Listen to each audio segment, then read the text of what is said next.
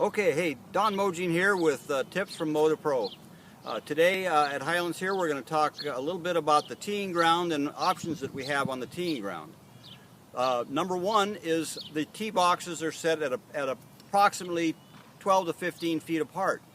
Doesn't mean that we have to go right in the middle of those tee markers. We can go to one side or the other. Here on the first hole we've got 3 balls set up here, one on the far left, one in the middle, and one on the far right. If we look at this hole, it's a pretty straightforward hole, and actually today the pin is in the middle.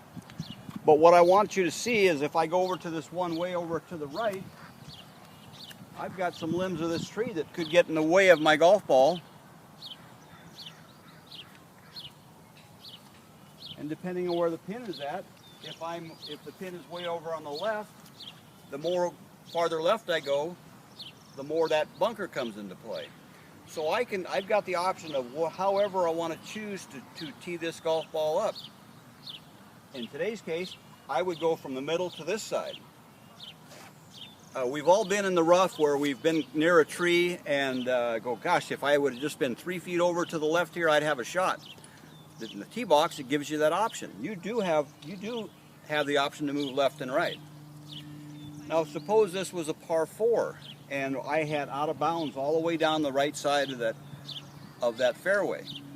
If I tee up on this left side of the tee box here, and I'm looking down the fairway, I'm creating a little bit of an angle going towards that out of bounds. If I choose to tee up way on the right side of this teeing ground here, now I create a little angle away from that water hazard, or the out of bounds, whatever my problem is over there. So I'm using my options to my advantage of where I want to tee this golf ball up.